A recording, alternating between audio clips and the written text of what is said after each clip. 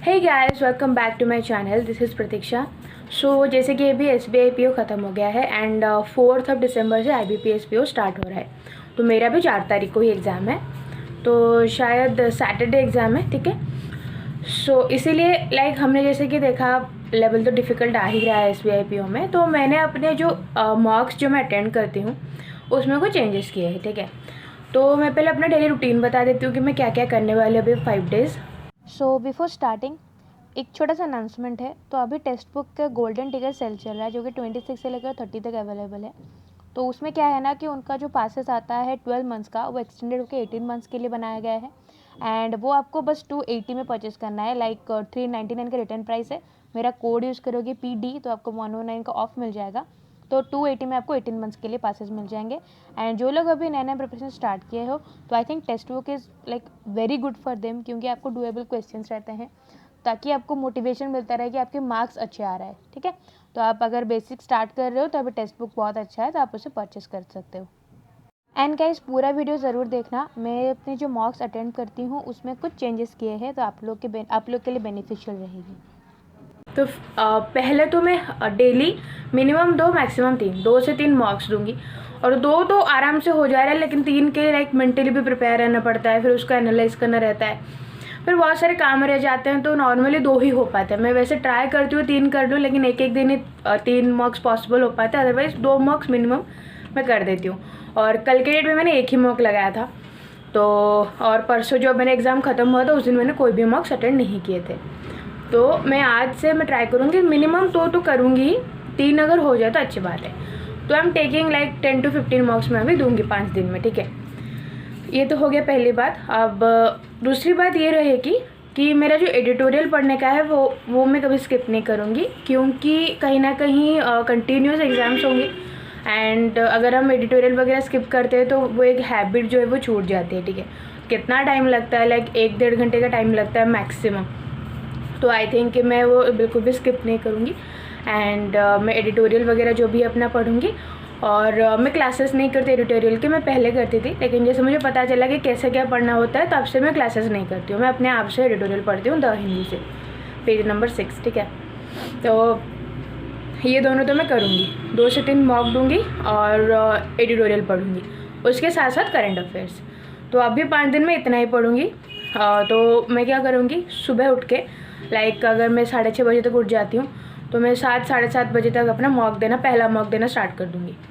तो 7:30 से 8:30 में पहला मॉक दूँगी, 9 बजे तो उसका एनालिसिस करूँगी। तो एनालिस इतना भी डिफ़िकल्ट नहीं होता है। कैसे एनालाइज करना होता है मैं अगर आप चाहते हो तो और एक वीडियो बना दूँगी, नहीं तो फिर थोड़ा बता देती हूँ। तो एनालाइज में आपको क्या करना है, सबसे पहले जो क्वेश्चन आपके रॉन्ग हुए हैं, तो मान लो कि आपने टोटल 80 क्वेश्चन अटेम्प्ट किए थे, उसमें से आपके 13 रॉन्ग होंगे, तो पहले वही 13 को आपको एनालिसिस करनी है, ठीक है। आफ्टर डूइंग दैट जो आपने स्किप किया था या फिर आपको नहीं आया, फिर टाइम नहीं हुआ, जो भी बचा, फिर उसको एनालिसिस करनी है। उसके बाद जो आपका सही हुआ है, फॉर एग्जांपल मान लो कि मैथ्स एंड रीजनिंग की बात कर रही हूँ मैं, मैथ्स की स्पेशली, तो जो भी आपका सही हुआ है वो भी एनालिसिस करना ज़रूरी है, क्योंकि कहीं ना कहीं कुछ अलग वहाँ पे कॉन्सेप्ट यूज़ होते हैं जो कि काफ़ी अच्छे होते हैं कभी कभी, ठीक है। सो वो भी करना ज़रूरी है, लेकिन वो ऑप्शनल है। अब इतना टाइम किसके पास है, तो इसीलिए सब पहले जो आपका रॉन्ग हुआ है उसके बाद जो आपने स्किप किया है, इतना भी कर लोगे तो भी काफ़ी है, ठीक है। तो आपको एनालिसिस करना है। तो मैं क्या करूँगी, सुबह 7:30 से 8:30 मॉक्स, उसके बाद 9 बजे तक एनालिसिस, उसके बाद अपना जो भी काम है वगैरह ख़त्म करके 10:30 बजे तक फिर से बैठ जाऊँगी। लेकिन तभी मैं मॉक नहीं दूँगी, क्योंकि एक मॉक मैंने रिसेंटली दिया हुआ है, तभी मेरा एडिटोरियल का रहेगा। और एडिटोरियल ख़त्म करते करते 1 घंटा तो हो ही जाता है। फिर उसके बाद मैं अड्डा 247 से इंग्लिश के क्विजेस भी लगाती हूँ, तो उसमें ऑलमोस्ट 1 आवर 1.5 आवर्स वहाँ पे चला जाता है। तो 10:30 से 12 बजे तक वो चीज़ होगा। फिर उसके बाद मैं करंट अफेयर्स पढ़ लूँगी, ठीक है, प्रीवियस डे का। तो करंट अफेयर पढ़ने में भी 1 घंटा जाएगा। उसके बाद लंच वगैरह करके फिर 2-2:30 बजे तक और एक मॉक दूँगी, ठीक है। तो मैं फिर से एक मॉक दे दूँ, क्योंकि वो टाइमिंग भी मेरा रह सकता है, मतलब बहुत लोग का होगा, तो वो टाइम में एक मॉक दूँगी। दोनों मॉक मेरे कंप्लीट हो गए।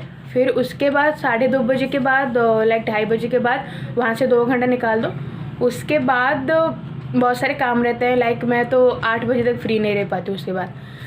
फिर उसके बाद मैं रात को जाके और मॉक्स नहीं दूंगी, क्योंकि कहीं ना कहीं वी नो कि SBI PO जैसा पेपर आने वाला है, तो हम प्रिपेयर रहे, ठीक है। बाकी हमें मेन एग्ज़ाम के लिए भी प्रिपरेशन उसी के साथ कंटिन्यू करना पड़ेगा, क्योंकि उसके लिए ज़्यादा टाइम नहीं मिलेगा।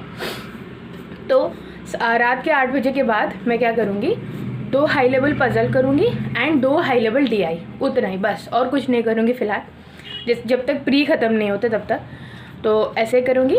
अभी मैं 5 दिन यही कंटिन्यू करने वाली हूँ। सुबह पहले एक मॉक, उसका एनालिसिस, उसके बाद इंग्लिश के एडिटोरियल, उसके बाद करंट अफेयर्स, उसके बाद फिर से एक मॉक, फिर उसके बाद 2 high level puzzle, 2 high level DI। ये करके मैं अपना दिन ख़त्म कर दूँगी, ठीक है। तो ये मेरा पूरा रहेगा। तो अभी मैं बताती हूँ कि मैं क्या क्या चेंजेस करने वाली हूँ अब जो मॉक्स में अटेंड करती हूँ उसमें। तो सबसे पहले मैं क्या करती थी, इंग्लिश की बात करती हूँ। तो सबसे पहले अगर RC का क्वेश्चन होता था मैं उसे स्किप कर देती थी। जो 8-9 क्वेश्चन आते थे मैं उसको पहले स्किप करके पहले मैं ग्रामर पार्ट में चली जाती थी। बाकी सारा कुछ मैं कर लेती थी, उसमें कुछ सीक्वेंस में चूज़ नहीं करती थी, बस RC को स्किप कर रही थी। एंड उसके बाद पूरा जितना भी क्वेश्चन होता है फिर अटेंड कर लेती हूँ, फिर RC करती हूँ। तो ये मैं कंटिन्यू रखूँ क्योंकि इससे मुझे रिजल्ट मिल रहा है। मैथ्स में मैं क्या करती हूँ, पहले मैं जो अपने स्पीड मैथ होते हैं, जैसे कि आपका क्वाड्रेटिक इक्वेशन, फिर नंबर सीरीज़, फिर उसके बाद सिंप्लीफिकेशन, DI, ये सब मैं पहले करती हूँ। तो उससे क्या करूँगी, मैं पहले तो क्वाड्रेटिक इक्वेशन करूँगी, मतलब quadratic equation, number series, simplification, ये तो पहले रहेगा। लेकिन उसके बाद मैं DI नहीं करूँगी, ठीक है। उसके बाद मैं अभी मैं एक्सपेरिमेंट करूँगी 5 दिन कि अभी मैं वर्ड प्रॉब्लम को पहले करूँगी, क्योंकि कहीं ना कहीं SBI PO में DI भी बहुत मुश्किल थी, वहाँ पे लाइक टाइम बहुत कंज्यूम हो रहा था, ठीक है। तो अगर उस टाइम पर अगर मान लो कि मैं 7 मिनट में 7 वर्ड प्रॉब्लम बना रही हूँ, so it's better to like अगर आप DI बना रहे हो उससे तो बेटर ही, क्योंकि ऐसे DI आ रहे थे जिसमें से कि वही 5-6 मिनट 7 मिनट ही जा रहा था। तो इसलिए मैं वर्ड प्रॉब्लम अभी मैं एक्सपेरिमेंट वही करूँगी कि मैं वर्ड प्रॉब्लम बना के देखूँगी, क्योंकि मेरा जो PO लेवल में जो क्वांट का एवरेज अटेम्प्ट है वो 20 to 22-3, लाइक इतना ही मैं मैक्सिमम, इतना मैं मॉक्स में भी करती थी, इतना मैंने एक्चुअल एग्ज़ाम में भी किया। तो कहीं ना कहीं इस बार एक्चुअल मतलब जो मॉक्स के लेवल से मैच कर रहा है एक्चुअल पेपर। तो इसलिए मैं क्या करूँगी, अभी कुछ दिन तक मैं एक्सपेरिमेंट करूँगी कि मैं पहले वर्ड प्रॉब्लम ही करूँ, देखती हूँ क्या होता है। वैसे मॉक ही तो है, थोड़ा कम अगर मार्क्स आते तो क्या फ़र्क पड़ता है ना, आपको पता तो चलेगा आपका स्पीड किस में है। तो इसलिए मैं पहले वर्ड प्रॉब्लम्स को अटेंड करूँगी। तो उसके बाद अगर टाइम वगैरह मिलेगा, क्योंकि मुझे नहीं मिलेगा, तो उसके बाद DI। तो मैं ये करूँगी, लाइक मैं 10 से 15 मॉक दूँगी, तो 7 मॉक में ऐसा करूँगी, 7 मॉक में मैं पहले DI अटेंड करूँगी। मैं देखूँगी किसमें ज़्यादा मुझे मार्क्स आ रहे हैं, उस हिसाब से मैं अपना फाइनल एग्ज़ाम में वही अप्लाई करूँगी। ये आपको प्रिपेयर होके जाना है कि मुझे किस सीक्वेंस के बाद कौन सा वाला क्वेश्चन अटेम्प्ट करना है, कौन सा क्वेश्चन पहले अटेम्प्ट करना है, ये आपको पहले से दिमाग में तय करना होगा, तभी आप मैक्सिमम अटेम्प्ट कर पाओगे, ठीक है। ये हो गया मैथ्स का। फिर आते हैं रीजनिंग। तो रीजनिंग में मैंने एक चीज़ देखी कि जो ब्लड रिलेशन जो था मेरे शिफ्ट में वो थोड़ा घुमा फिरा के दिया हुआ था, मेरा लाइक 2.5 मिनट ख़त्म हो गया। उससे बेटर होता अगर मैं वो 9 पीपल वाला साउथ फेसिंग नॉर्थ फेसिंग करती तो उसका आंसर आ जाता, अब मैं 5 क्वेश्चन क्लिक भी कर पाती। सो इसीलिए मैं अभी ब्लड रिलेशन जो है उसको पूरा लास्ट में करूँगी, ठीक है। तो ब्लड रिलेशन पूरा लास्ट में करूँगी। और फिर क्या करूँगी, जो पजल्स है, पजल्स में जो सबसे ज़्यादा मुझे मुश्किल लगता है, सबसे ज़्यादा टाइम लेता है, वो है आपका बॉक्स पजल में। तो मतलब मान लो कि 9 बॉक्सेस है, उसको अरेंज करना है, उसमें मुझे सबसे ज़्यादा टाइम लगता है। तो मैं सबसे पहले वैसा ही पजल अटेंड करूँगी।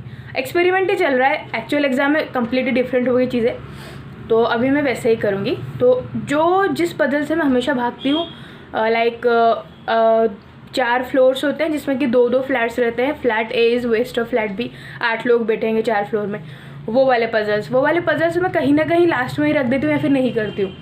तो अभी मैं क्या करूँगी, उन्हीं सब पजल से मैं स्टार्ट करूँगी, जो मैं हमेशा स्किप करती हूँ उन्हीं चीज़ों से मैं स्टार्ट करूँगी। ये देखने के लिए कि कितना टाइम के अंदर वो हो पा रहा है।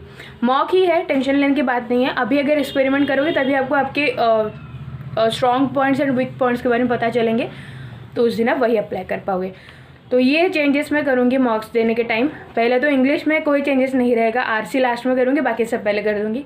मैथ्स में वर्ड प्रॉब्लम को फोकस करूँगी ज़्यादा, स्पीड बढ़ानी है, उसमें नहीं है मेरा स्पीड उसमें।